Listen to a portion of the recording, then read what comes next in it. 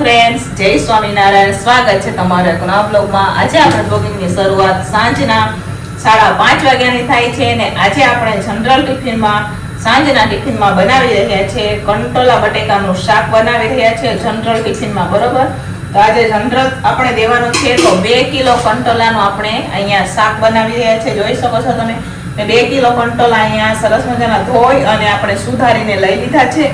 સાથે અહીંયા બટેકા પણ આપણે પાણીમાં રાખેલા છે. જોઈ શકો છો તમે અહીંયા કડાઈ રાખી દીધી છે. તો ચાલો સાંજના ટિફિનમાં આપણે શું શું બનાવીએ એ હું તમારા સાથે શેર કરીશ. વિડીયો છેલ્લે સુધી જોજો અને જો તમને અમારા વિડીયો ગમે તો લાઈક શેર સબસ્ક્રાઇબ કરી દેજો. તો અહીંયા આપણે કંટોલાનું શાક બનાવવા માટે તેલ કડાઈમાં રાખી દીધું છે. તેલ ગરમ થઈ જાય એટલે આપણે તેલમાં નાખવાનું છે રાઈ. અહીંયા આદુ મરચું પણ આપણે ખાંડીને લઈ લીધું છે.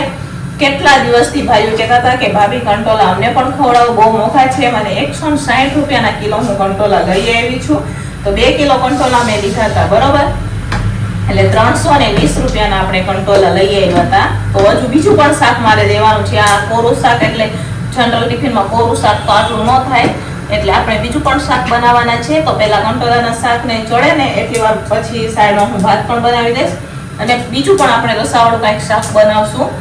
પહેલા તો આપણે કંટોલાના શાકને ચડવા રાખી દઈએ ને પછી વાંધો ન આવે. બરાબર, એટલા હાટું થઈને જો અહીંયા મસ્ત મજાના આપણે લઈ લીધા છે કંટોલા. જોઈ શકો છો તમે, છે ને સરસ મજાના કંટોલા. તો ચાલો ફ્રેન્ડ્સ, અહીંયા આપણે હવે હિંગ નાખી દીધી છે, આદુ મરચાં નાખી દઈશું.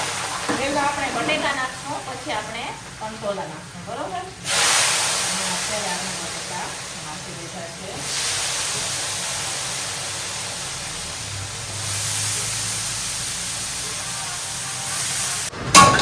તો ચાલો ફ્રેન્ડ્સ, અહીંયા મસ્ત મજાનું કંટોલા બટેકાનું શાક આપણું ચડી રહ્યું છે. જોઈ શકો છો તમે અહીંયા આપણે વઘાર કરી લીધો છે. આપણે સાદો જ વઘાર કરેલો છે. યાની કે લાલ મરચું પાવડર, હળદર, ધાણા, જીરું એવું બધું નાખી અને આપણે અહીંયા વઘાર કરી લીધો છે. મસાલા પણ આપણે નાખી દીધા છે. બરોબર, હવે ધીમો તાપ રાખશું કેમ કે આમાં પાણી નાખવા નથી ને આપણે કોરું શાક બનાવવાનું છે.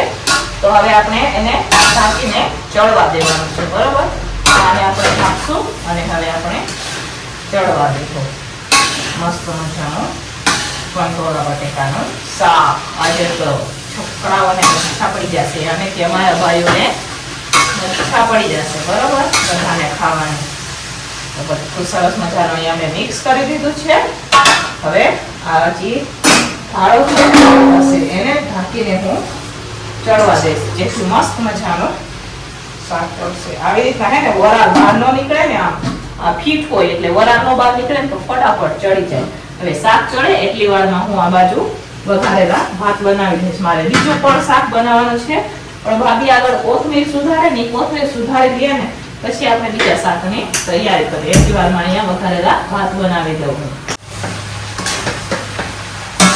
તો ચાલો ફ્રેન્ડ્સ, અહીંયા સરસ મજાના આપણે કંટોલા બટેકાનું શાક ચડી રહ્યું છે. જોઈ શકો છો તમે મસ્ત મજાનું ધીમા તાપે હમણાં ચડી જશે કેમ કે ભાભીએ છે ને કંટોલા પણ એકદમ પાતળા સુધારેલા છે અને સાથે હા બટેકા પણ એકદમ પાતળા સુધારેલા છે ને એટલે હમણાં થોડીક જ વારમાં ચડી જશે. સાથે મારે અહીંયા મસ્ત મજાના વઘારેલા ભાત પણ બની રહ્યા છે. તો ચાલો ફ્રેન્ડ, સાંજનું ટિફિન બનીને તૈયાર થઈ ગયું છે અને સાંજના ટિફિનમાં આજે મસ્ત મજાના આપણે કંટોલા બટેકાનું શાક બનાવેલું છે. જોઈ શકો છો તમે સાંજના ટિફિનમાં ભાઈઓ માટે મસ્ત મજાનું અહીંયા કંટોલાનું શાક છે. જુઓ છે ને મોરું સરસ મજાનું કંટોલાનું આપણે શાક બનાવેલું છે. કેદુના ભાઈઓ કહેતા હતા ભાભી બનાવો કંટોલાનું શાક. તો આજે આપણે લઈ આવ્યા હતા 2 કિલો કંટોલા. તો આપણે કંટોલા અને બટેકા એમ કરીને આપણે અહીંયા શાક બનાવેલું છે. સાથે આટલું શાક ન થાય એટલે અડદની દાળ પણ મેં બનાવેલી છે. જોઈ શકો છો મેં કુકરમાં ડાયરેક્ટ જ અડદની દાળ બનાવેલી છે. સાથે રોટલી બનાવેલી છે. રોટલા બનાવવાના હતા પણ મોડું થઈ ગયું એટલે અમે રોટલી બનાવી છે. અને સાથે વઘારેલા ભાત છે. ગાજર મરચાંનો પાકો સંભારો છે. આમાંથી 2 ટિફિનો ભરાઈને વહી ગઈ છે અને અત્યારે હવે આટલી ટિફિનો ભરવાની બાકી છે. તો ચાલો ફટાફટ હવે આપણે ટિફિનો પેક કરશું. તો ચાલો ફ્રેન્ડ્સ, અત્યારે હું બનાવી રહી છું મસ્ત મજાની લીલી તુવેરનું પંજાબી શાક. તો જો આપણે ટમેટાની એની તો ગ્રેવી પણ મેં પહેલા કરી દીધી હતી અને તુવેરને પણ અહીંયા જો અમારે ટિફિન બનતી હતી ને તો ભેગી ભેગી અમે તુવેરને પણ બાફી લીધી હતી. અને સાથે સાથે અહીંયા આપણે મસ્ત મજાની ટમેટાની ગ્રેવી પણ તૈયાર થઈ ગઈ છે. આ કાજુની ગ્રેવી છે. અહીંયા 500 ગ્રામ પનીર લીધું છે. ભાભી રોટલા બનાવી રહ્યા છે. આજે અમે રોટલા સાથે મસ્ત મજાનું પંજાબી શાક ખાવાનું, બરાબર? રોટલી પરોઠા લઈને રોટલા સાથે ખાવાના. અમારા ઘરમાં રોટલા વધારે પસંદ કરે, દિવસે રોટલી ખાતા હોય એટલે રાત્રે રોટલા, બરોબર? તો ચાલો બનાવે મસ્ત મજાનું હવે લીલી તુવેરનું પંજાબી શાક.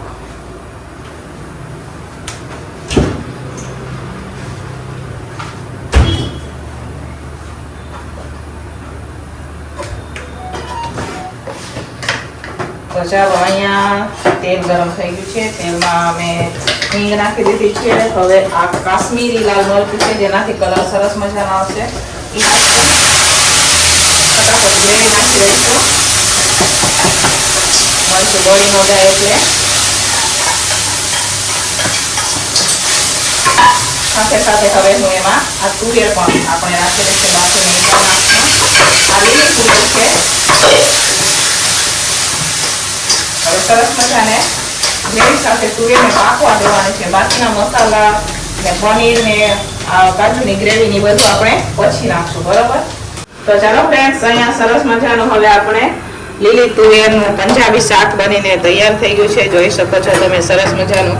ને અહીંયા મસ્ત મજાના અહીંયા રોટલા બનાવી રહ્યા છે. જો ભાભી રોટલા બનાવી તૈયાર છે અને હું અહીંયા સરસ મજાનું લીલી તુવેરનું પંજાબી શાક બનાવી રહી છું. તમને એમ થતું હશે કે લીલી તુવેરનું પંજાબી શાક હોય અને એના સાથે રોટલા હોય, પરોઠા ને એવું હોય, પણ અમારે રોટલા ખાવાના હોય સાંજે, કેમ કે અત્યારે શ્રાવણ મહિનામાં એકટાણું કરે ને એટલે અમે રોટલા ખાઈએ. રોટલી ને ઓછું ખાઈએ અમે, એટલા હાટું થઈને રોટલા બનાવ્યા છે. તો હવે અહીંયા રોટલા બનાવે હોય, 2 રોટલા બનાવશે એટલે થઈ જશે.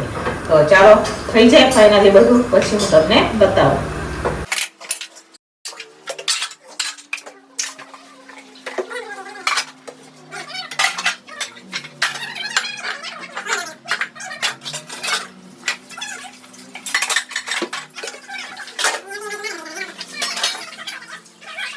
તો ચાલો ફ્રેન્ડ, સાંજના વાગી ગયા છે 9 અને અમારે જમવા માટે અમે બેસી ગયા છે. તો ચાલો હું તમને બતાવું કે શું છે જમવામાં. તો જુઓ અહીંયા 4 બાજરાના આપણે રોટલા બનાવેલા છે, રોટલી પણ છે, મસ્ત મજાની છાશ છે, તુવેર પનીરનું શાક બનાવેલું છે, જોઈ શકો છો તમે. સાથે જનરલ ટિફિનમાં જે કંટોલા બટેકાનું શાક હતું એ પણ છે, વઘારેલા ભાત છે, અડદની દાળ છે અને ગાજર મરચાનો પાકો સંભારો છે. આમાં થોડા કેટલા ભૂંગળા પણ છે.